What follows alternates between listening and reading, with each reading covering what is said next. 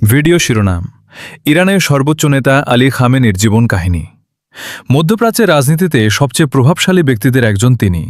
4 দশকের বেশি সময় ধরে ইরানের ক্ষমতার কেন্দ্রে অবস্থান করছেন। একজন ধর্মীয় ছাত্র থেকে হয়ে উঠেছেন পুরো দেশের সর্বোচ্চ নেতা।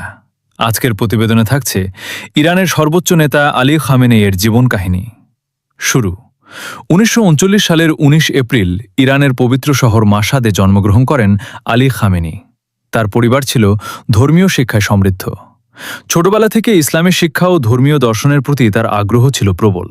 পরবর্তীতে তিনি উচ্চতর ধর্মীয় শিক্ষা নিতে যান ইরানের গুরুত্বপূর্ণ ধর্মীয় শহর কোমে।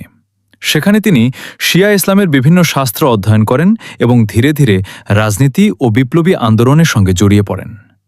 বিপ্লবের সময় 1960 ও 70-এর দশকে ইরানের শাহ সরকারের বিরুদ্ধে আন্দোলনে সক্রিয়ভাবে অংশ নেন খামেনি। তিনি ঘনিষ্ঠভাবে যুক্ত ছিলেন ইরানের বিপ্লবী নেতা রুহুল্লাহ খোমেনির আন্দোলনের সঙ্গে। এই আন্দোলনের কারণে তাকে একাধিকবার গ্রেফতারও করা হয় এবং জেলেও থাকতে হয়। অবশেষে 1979 সালে সংঘটিত হয় ঐতিহাসিক ইরানিয়ান রেভলিউশন। এই বিপ্লবের মাধ্যমে ইরানে দীর্ঘদিনের রাজতন্ত্রের অবসান ঘটে এবং ইসলামী প্রজাতন্ত্র প্রতিষ্ঠিত হয়। বিপ্লবের পর আলী খামেনি দ্রুতই নতুন সরকারের গুরুত্বপূর্ণ ব্যক্তিত্ব হয়ে ওঠেন।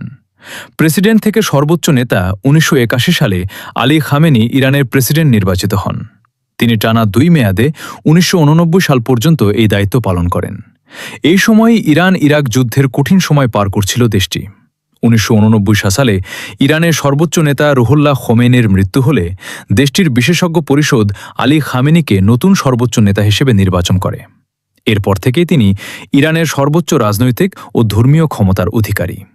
বর্তমান প্রভাব। বর্তমানে ইরানের সামরিক নীতি, পররাষ্ট্রনীতি এবং গুরুত্বপূর্ণ রাষ্ট্রীয় সিদ্ধান্তে চূড়ান্ত ক্ষমতা রয়েছে আলী খামেনির হাতে।